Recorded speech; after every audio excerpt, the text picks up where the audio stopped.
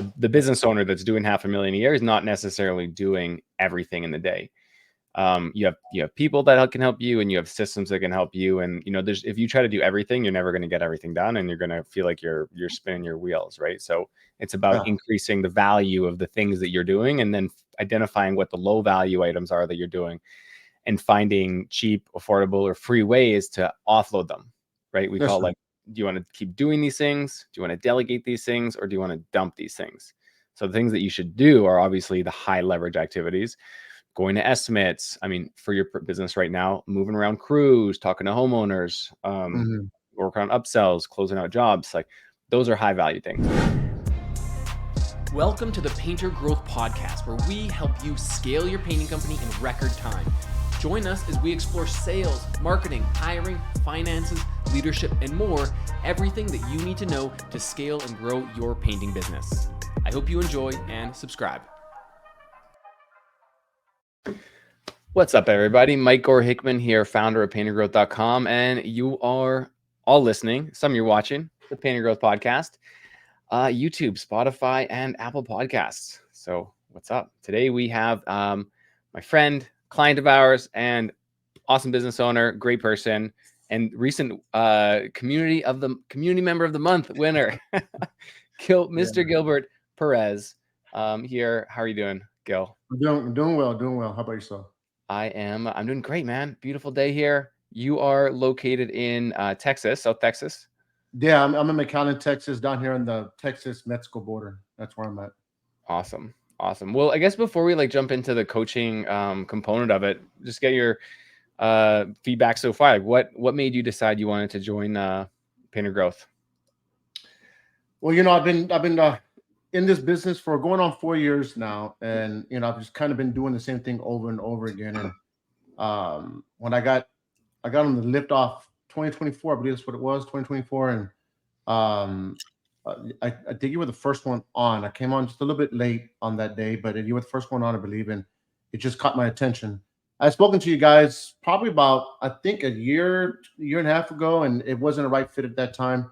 And a year and a half later, 2 years later, here you guys are again, and inquired about y'all, and spoke to a good buddy of mine, Joe. Joe, Joe, and he kind of told me what was he kind of told me what was going on, and I pulled the trigger. It was a tough decision. I ain't gonna lie.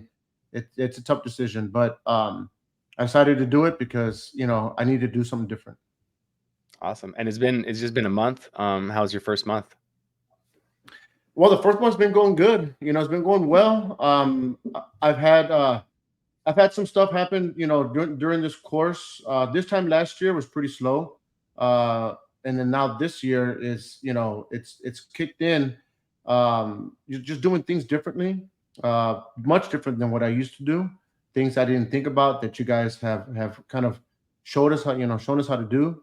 It took some practice to get it going, but especially the way that I was closing, the way that I was, just talking to leads when we get the leads in, things of that nature. So all that's changed for me, and it's helped. It's helped a great deal, especially in closing.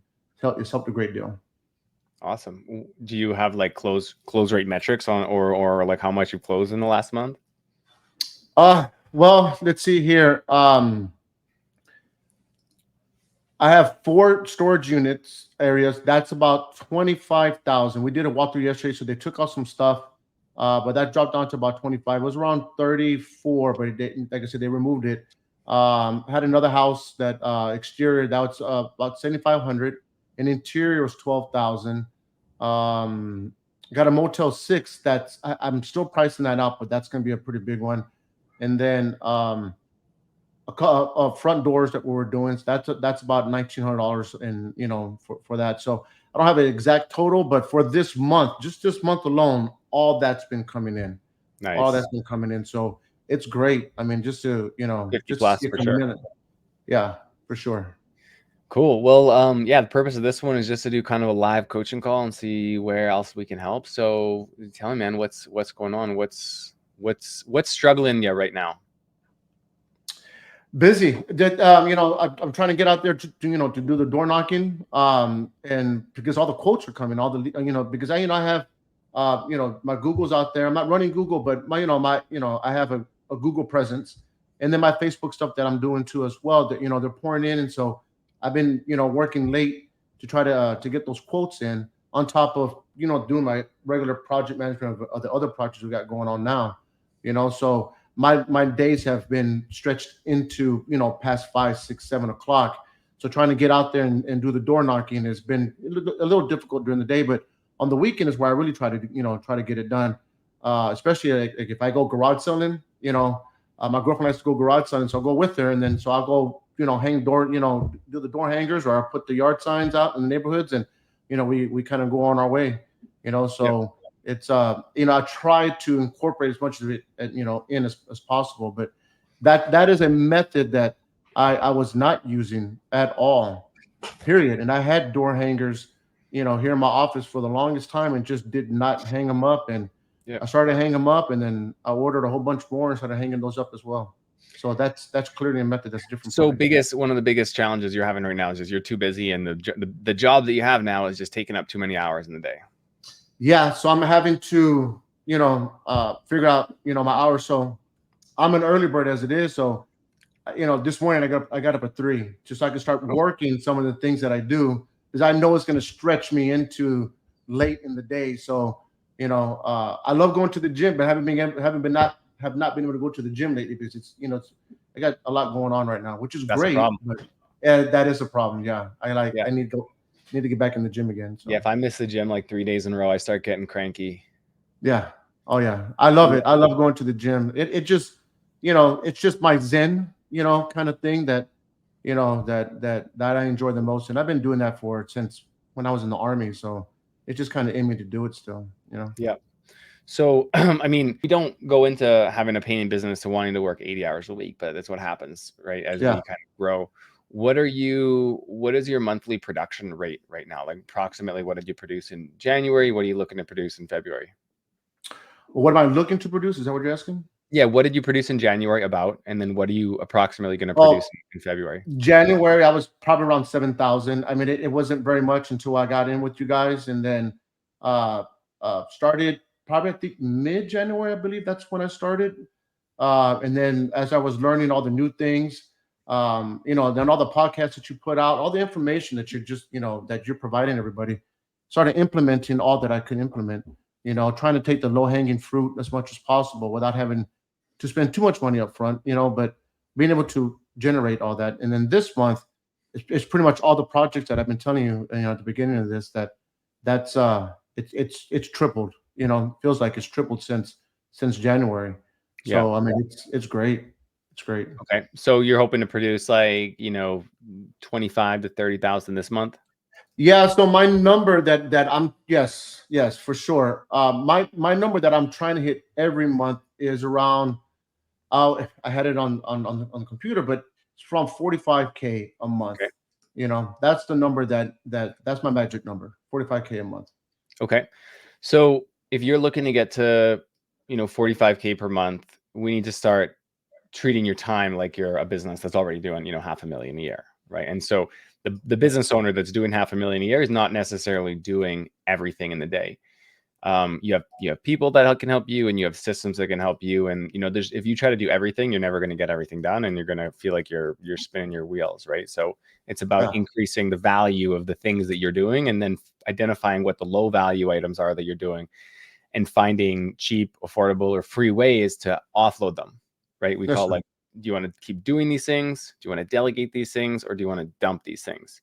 So the things that you should do are obviously the high leverage activities.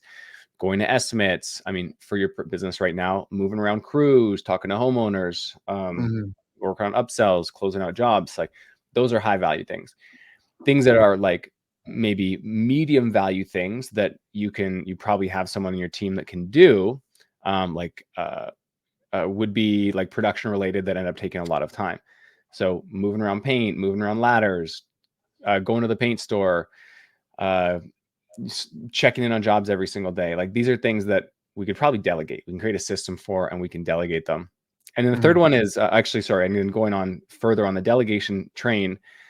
the low value activities that you're doing, but still have to be done, like doing the door hangers, like doing the door knocking, like doing, putting up signs. Like those are marketing activities. But then there's probably a whole whack of administrative things that you're spending a lot of time on as well, right? Yeah. Job costing, bookkeeping, you name it, right? You were doing them all. Yeah. So we need to identify what they are. And it's kind of like this mathematical relationship between what's the value of the task and how long does it take you per week to do.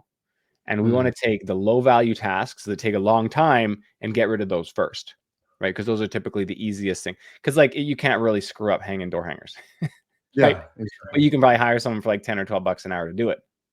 Yeah. Right. So, okay. So how do we identify those tasks? Now, how we do that is with our priority management module. And I'll walk through that here briefly for the listeners, but had you had a chance to go through that yet? No, I have not. Okay. In our workbook, have you got your workbook yet? That just came in. I got it yesterday. Yes. Okay. So anyone who's just listening only, you should check out the workbook. I'm just showing a picture of it. Anyway, there you go. So right at the start of it, we have our priority management templates, and you can download them online in the course too. But basically, there's 3 steps to it. So the first is your daily time audit template. And so what this is this is your full day in 15-minute increments. And just as you go about your day, you just want to have this out. You don't have to fill it in every 15 minutes, but like every hour or two, check back and just fill in what you did. And you're going to write the task that you did and any notes associated with it. So you're going to see how long things took. So like, okay, and sorry, I don't start it at 3 a.m. It only starts at 6 a.m. So you can write above it, I guess. So at 6 a.m., what did you do? How long did it take? What was it related to? At 7 a.m., what did you do? How long? And then after you do this for like 3 or 4 days, because we have actually AM and PM for a full week here. I recommend doing it for a full week, but even after you do it for 2 or 3 days, you're going to find a lot of inefficiencies. It's pretty crazy. Like even if you feel like you're really productive, be like, what the heck did I do from 12 until 1:30? Yeah. Like I had such a high opportunity there. And so if you can do it even for 3 days, you're going to see what you're doing, what's high leverage, what's low leverage. Then what you do once you have your, ideally 3 to 5 days of your time audit figured out, then you're going to fill out the next sheet, which is called the D sheet. This is the do, delegate, dump sheet. And you're going to take every individual task that you did throughout your last 3 to 5 days, and you're going to list them out on the D sheet. So what were the tasks? Second tab is hourly rate. So how much do you think it would cost to delegate that specific activity? So some things like door hangers, you can write like 10 or 12 bucks an hour. I mean, depending on where you are. I don't imagine the minimum wage in McAllen is super high. No, it's not. It's really low down here. Yeah. So you could probably get someone for 10 or 12 bucks. So pretty affordable. Yeah. Third column, does it have to be me? Right. So right now for estimates, for example, that might be $100 an hour hourly rate.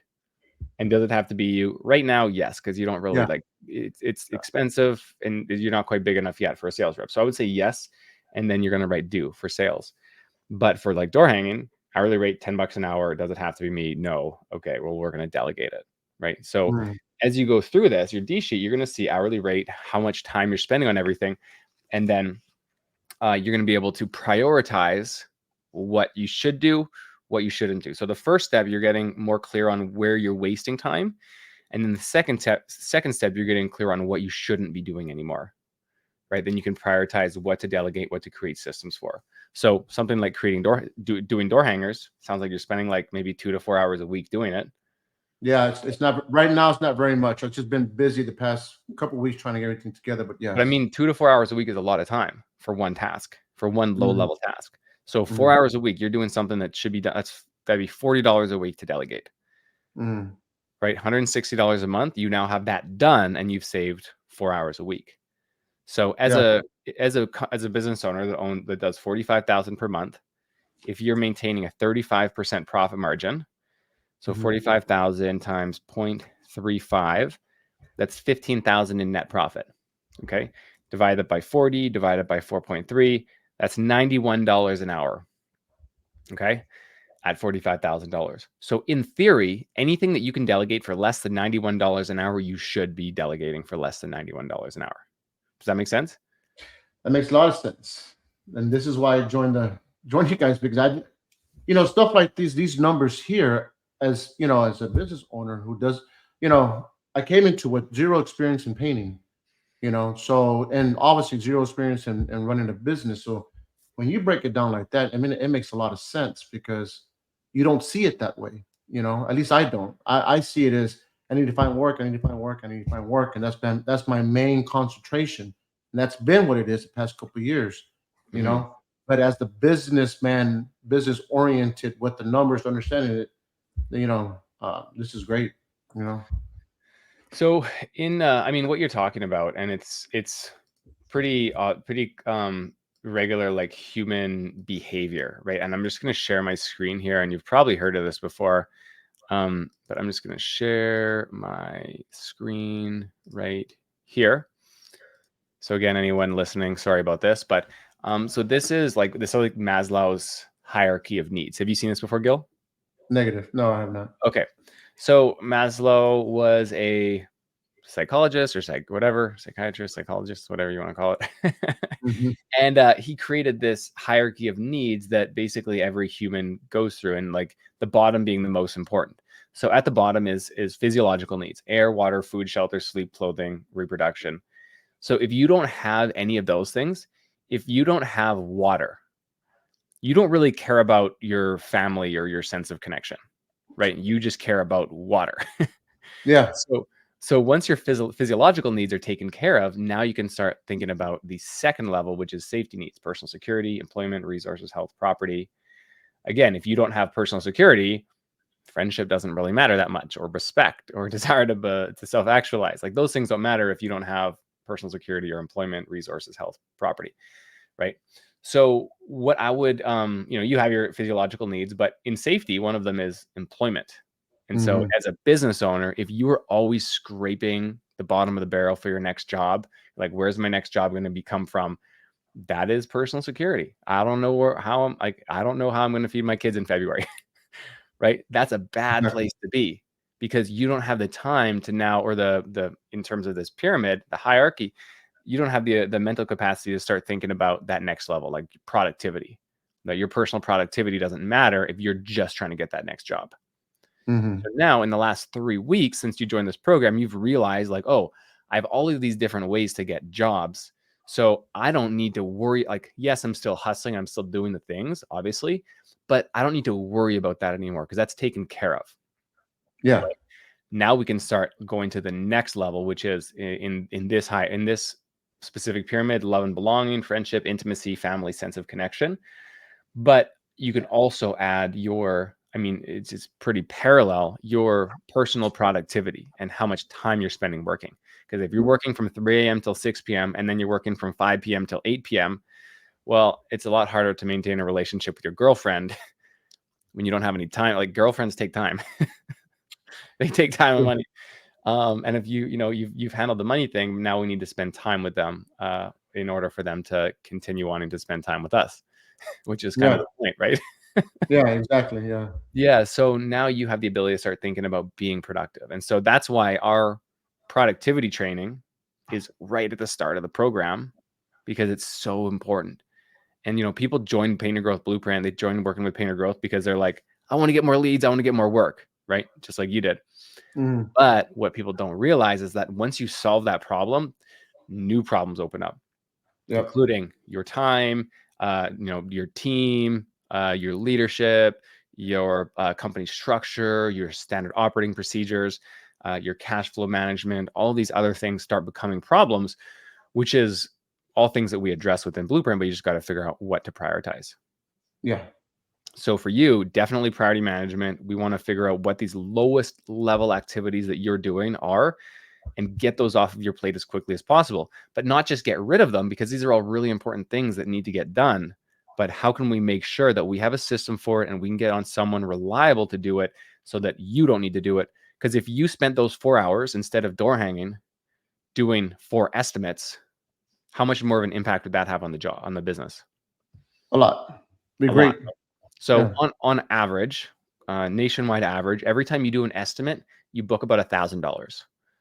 So if you, Mm. I mean, some people are way more than that. So if you did 3 estimates, on average, you'd book $3,000, one $3,000 job out of 3 estimates kind of thing, right? Mhm. You do 10 Yeah. estimates, you book about 10 grand in aggregate. It's going to obviously change a little bit. So that's like $1,000 per hour task versus a $10 an hour task for door hanging, 100 times more efficient.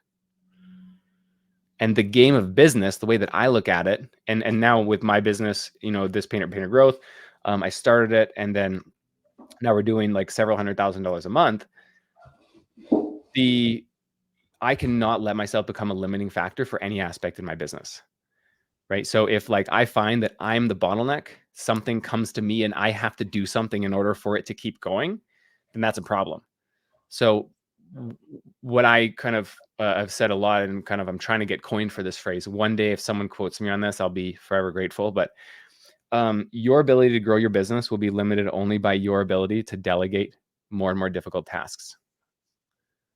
So I'm going to repeat that one more time. Your ability to scale your business will be limited only by your ability to delegate more and more complex tasks. So what that means, just breaking it down, is like as you grow your business and as you delegate, the things that you're going to be delegating are become harder and harder to delegate. Delegating door hangers is easy. Delegating painting is a little bit harder. Yeah. Delegating production management is harder than that. Delegating sales, again, harder. There's a big training. You have to do reviews. There's a whole whack of systems you need to know. Delegating a general manager, bookkeeping, leadership, delegating priority management, delegating these higher level things, it just becomes harder and harder. So as soon as you hit that point in your business where I just don't have the mental capacity to be able to delegate this task, that will ultimately be your limiting factor. There's other things that could also limit you, like if you can't get enough leads, if you can't book enough sales. But in general, if you could hire 10 marketers and then hire 3 sales reps and train them and delegate all of the systems that you know now to them effectively, like your business will grow really, really quick. But as soon as you stop with that delegation mindset, it's like this, I'm going to do this. This is my job now. That will be your limit. I hear you. Tough part is delegating when you've been used to doing it all yourself, and that's the tough part. Not that I can't delegate, but you put so much work into getting to that point that it can be hard to let that piece go because you know how you've done it or been doing it for such a long time. Now you got to entrust somebody else to do that piece for you, and you hope that they get it done right, or to where it doesn't cause any issues. So that's the hard part. Yeah, Do I want maintaining to a delegate? quality standard, right? Yeah, exactly. And I just hired a lead painter who's really kind of most turned into a project manager slash lead painter instead of lead painter slash project manager. And he's an older gentleman, so his you know I think it was inside. I think it was the podcast, one of the podcasts that you have put out, talking about the mind of certain age groups, and the Gen X and the Gen Z and so on and so forth.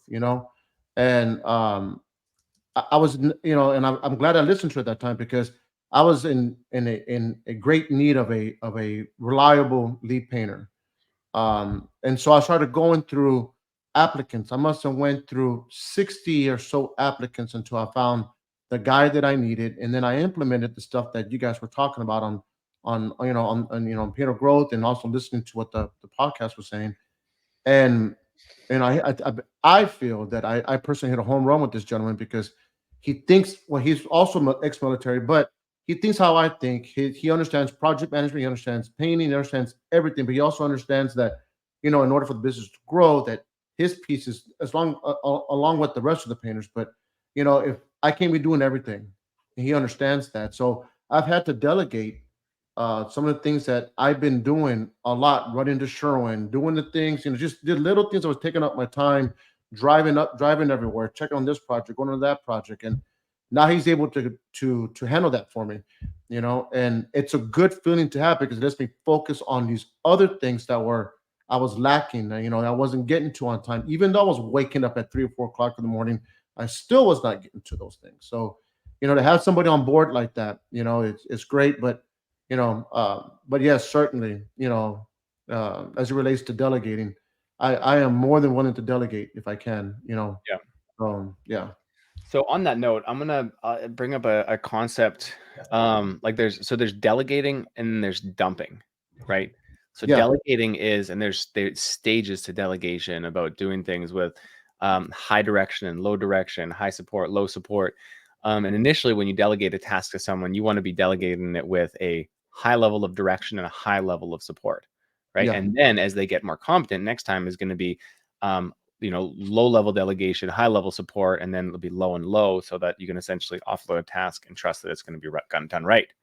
So in your example where you went through 60 applicants, found one great painter, I want to just quickly bring up the difference between a good employee and a good system, right? Because if you have a great employee, you can put them into a business or into an environment where there's very few systems and they will do well. Right? Someone like, like you said, ex-military, maybe entrepreneurial mindset. They have like the I can figure it out mindset. But as you know, you went through a ton of applicants. Those people are kind of few and far between. Yeah. So Oh yeah. Oh you yeah. can't really rely on, hey, when I need a position, I'm going to be able to find this unicorn. Because like maybe you will, but most likely you won't. So how to offset that is to have good systems and standard operating procedures. And you can put an okay person into a great system and they will do well versus having a good person into a bad system. They're more likely to fail. So Yeah. how do we create these systems? This is the most boring part of entrepreneurship, in my opinion. Some people love this stuff, but it's documentation, writing, recording, and it's figuring out what this person is going to be doing and then creating standard operating procedures around this. Now, what is a standard operating procedure? It's either a checklist or a video or a training on exactly what they need to be doing and how to do it. So for a door hanger, someone going out doing door to door, you could probably explain how to do it effectively in one piece of paper, right? Don't Yeah. walk on the lawn. You need to be doing this many of hour. When you start, start your time track, use Strava, like start your activity, track your hours, send me your blah, blah, blah. Like send me your screenshot of your activity when you're done, hit these neighborhoods. Make sure you're wearing these types of clothes. Like there are things that you need to say in order for them to do a good job, but you don't need to say a lot. Whereas if you're hiring a production manager, right? And it's like, okay, how do I greet the homeowner? What does my daily routine look like? What is my compensation structure? What should I be wearing? What am I driving? How do I get gas? How do I do company expenses? What paint sort? Like there's a lot more. And you probably need a Yeah. lot more than one piece of paper to teach a production manager how to do their job. So this Yeah. is where you would create like a resource manual that can be either video based, text based, or a combination of each that you teach this person every step of the job. I mean, Yeah. everything. It doesn't have to be perfect the first time. As you hire each role, you're going to start figuring out more and more what systems you need. But how to just really get started with this isn't overly complicated, and people don't do it because they overcomplicate it. And if you're confused to how to take the next step towards a task, you just won't do it. People will just choose inaction. Yeah. So how you do that is you just open up a Word doc or a blank piece of paper, whatever you prefer, and start writing down in general what are the tasks that they're going to be doing. Okay, so let's go to the door knocker, for example. You're going to be walking door to door. They're going to be putting up door hangers. They're going to be driving to site or driving to the neighborhoods. They're going to be picking neighborhoods. Just keep going down, just broad strokes, everything they're doing. And then you're going to write subtasks under each one of them. What are the minutia they're going to be doing underneath one of those tasks? And then as you think through their role, what's everything that they need to know about that role to be successful? And as you go through things, you're going to like find things that maybe you didn't realize they needed before, like a painter. You might need a standard operating. We just went over this in the group chat a couple weeks ago, but someone had a painter who went and took a huge dump in the homeowner's bathroom while they were home.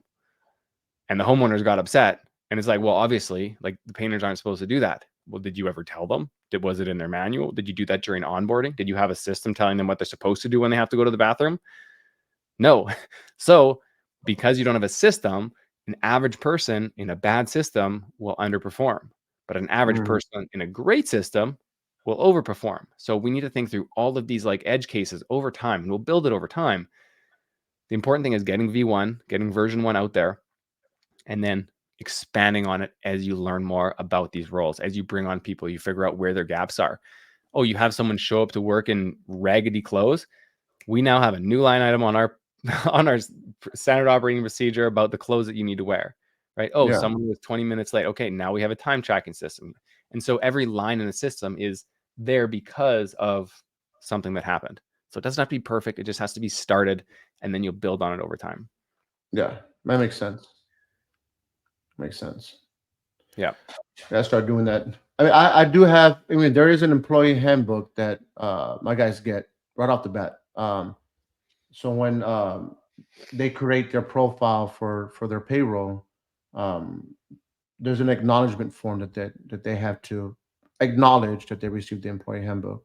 Mm-hmm. And I tell the guys, read it. You need to read it. There's a lot of information in there. You got to read it. So I do have procedures set in place, but something in that nature that you're talking about, and how you explain it, I need to create something for that as well. So Yeah. I mean, Freshcoat definitely has some good systems. I know a lot of the leadership on Freshcoat now, and like they're great people and they have a lot of good systems. And so you have a benefit now, an advantage, because you know what a good system looks like, yeah, right? You can emulate that for your own systems, but they don't have systems for everything because every business is a little bit different. yes, So I would recommend, going back, like, do the priority management exercises, yeah, and then figure out what you need to delegate, figure out the people that you need, and then just write a rough system. Open up a Google Doc, write a rough system for how to do door hangers, right? mm, And then when you find someone, well, now you have a training manual. Take yeah, this, get started, right? I'll teach you how to do it as you do it, but this is the manual. This make sure we don't forget anything. yeah, Yeah. So like even when I don't do my our onboarding calls anymore, but even I did over 100 onboarding calls, I would open up my SOP for onboarding calls to make sure I didn't miss anything. It's like, make sure you introduce, like, do this, and then show them this, and then make sure to tell them about these 3 things, and then show them this. And like, I could do it without, but it would take way more mental energy to do hmm, it without having my system next to me than having it. yeah, Have it open. It's like, okay, cool. I know that I'm not going to miss anything versus, oh, what was that other thing again? And that's part of business too. Isn't just about being productive, but it's about like maintaining your mental energy. So like hmm, those onboarding calls could have been like draining for me if I was like trying to think and rack my brain for everything, or I just followed the process and just got it done. And then I finished and it didn't take any mental energy. yeah, Yeah. So I don't mean to like add more things to your plate. It's going to get sure, worse before it gets better, right? But hmm, if you start at working on these higher priority things, it's going to get better a lot quicker than just trying to slug it out for the rest of the year. hmm. That makes sense. I just, again, it's the things that you don't think about. I mean, you're kind of already doing it, but you don't really think about and how to create the system to where you won't have to worry too much. Like it's there. It's that mental thing that you're talking about. Like it's just too much in your head, too much going on. If you had a system set in place that here it is. This is what you need to do. Read it, understand it, and execute it. Versus trying to figure out, okay, how do I guide this person? I take this person by the hand and we walk them through, and which is part of it too. But it's more of a stress reliever, I guess you could say, when you have something in place that you can hand somebody to say, this is the standard. This is what I expect you to at the level I need to perform in or at, and this is what I want. This is what I need you to do. So it makes it much easier. Yeah, exactly. And then it's a lot easier to reprimand someone if they don't follow the system. Like Yes. I had a Yes. friend hired once. Never hire your friends. It's an awful idea.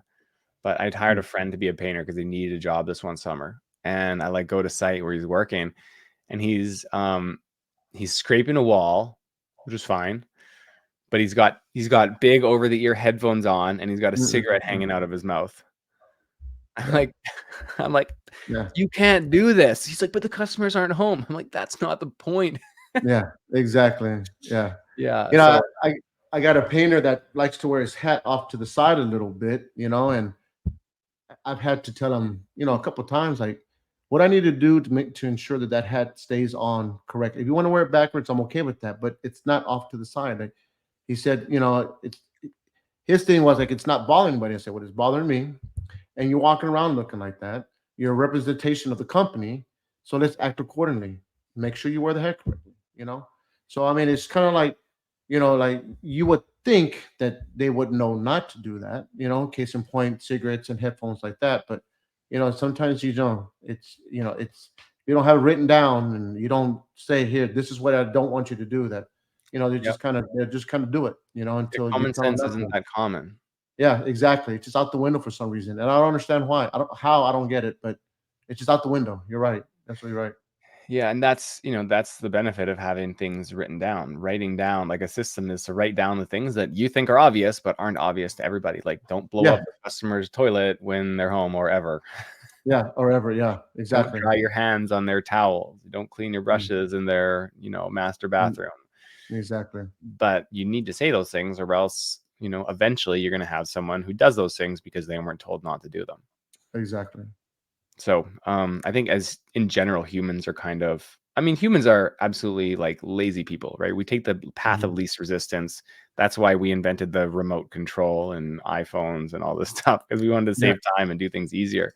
yeah. So, but that's why I think entrepreneurship is a little bit, counter human nature, because we choose the hard path, right? We choose the Mhm. hard path for a shorter period of time in order to get the easy path, later. Yeah, And business ownership is the only way that you can, short of winning the lottery, where you can make, millions of dollars a year, hypothetically, if you do it well. But yeah, it's super hard to get there. yeah. It's not easy, you No, know. but I'm in it. I'm in it for the long run. So are you.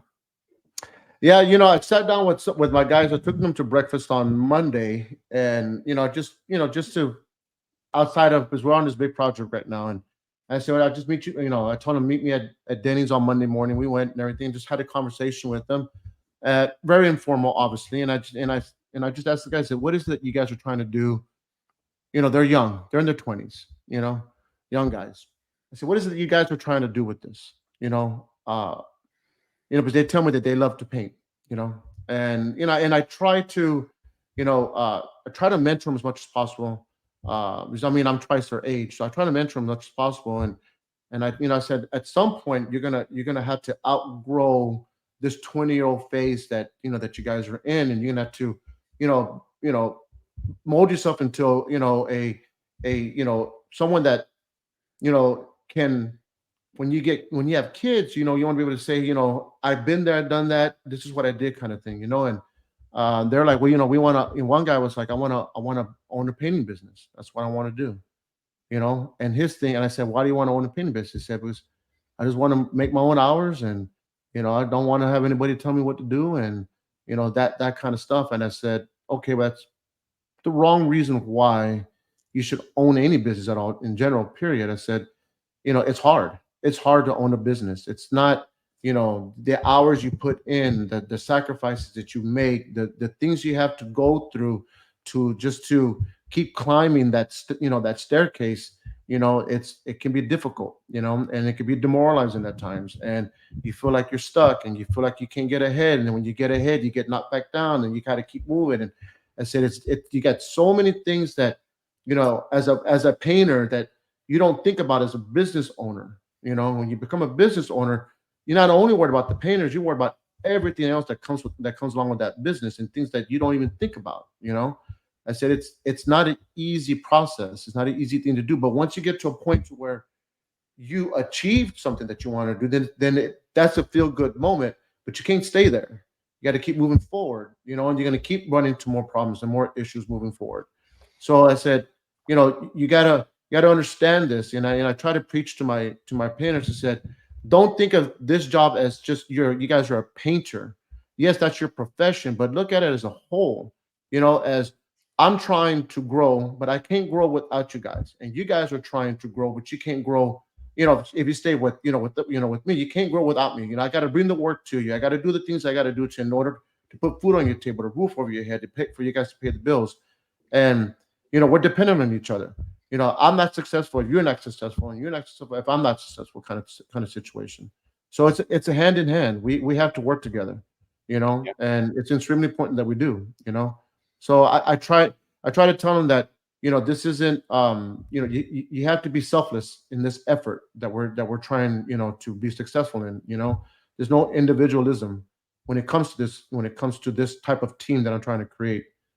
So Yeah, and even um, in business, to go one further, like if you're just in business to make money, yeah, you'll give up or you'll fail, right? You'll yeah, you'll choose a path that you'll get an opportunity to make a quick buck in exchange for your values, yeah, and you'll get caught, and it'll be detrimental. Like I've had lots of opportunities come to me. I'm sure you have too, where opportunity to make a big payday, but it's like it would call my values into question, and it's just not worth it, right? I'm yeah, playing the long game, and the reason I'm so passionate about painter growth is because of the impact that we're able to have on on people like you, on like maybe someone who didn't struggling their whole life, instead of figuring it out and figuring out how to get work, and maybe buying a bigger house or nicer cars, putting their kids in nicer schools.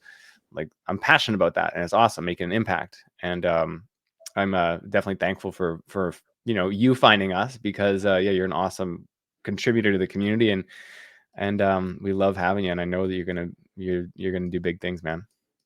yeah. And that's the plan. That's the whole reason why I got in this thing. Like I said, I felt at the time, I was taking a risk, not because I didn't believe that you guys couldn't help me. It's just at that time, in that particular part of my life, which is, a few weeks ago, but there was a difficult decision to make even at that time, to do it. And I was like, if I don't do this now, I'm probably not going to do it ever.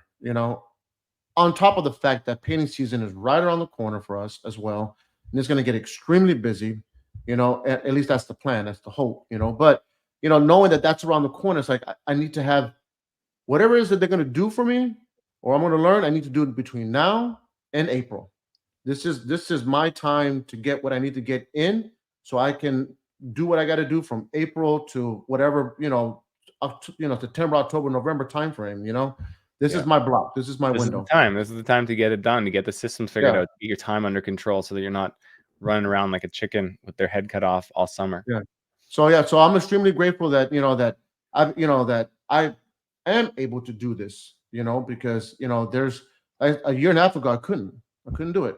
Mhm. Now I am. Now I can. And it's a great program. I would tell you that. I don't know how you created all this, but I'm glad you did, because and I'm sure there's a lot of work put into this, and a lot of you probably had a long nights and early mornings trying to figure all this out as well. But whatever that took, there are plenty of us out here that are extremely grateful that you've created this, because it's very helpful. It is very, very helpful. And a lot of the stuff that you're doing for us, or teaching us, is outside the box type of things that I there's some things I didn't think about. So yes, it's great. This program is on point. I will So say that. what would you say to someone who's like, was in your situation, maybe doing, 5 to 20,000 a month, doesn't have a lot of disposable income, wrestling with the financial decision to join? Like, what would you say to them? To do it, I mean, I'm not saying to go, cause yourself further financial, distress or anything like that. But if you get the chance to do it, then do it. You know, that there's things in this program that, and I can't, and there's a litany of things. I can't. There's not enough time on here to talk about it, but there's a litany of things that will definitely guide you. There's a method to the madness in all this, and the direction and everything that you're going through to get to the point where you want to be at in your business is certainly found within this program, because it helps. And it's we say in the army, just break it down.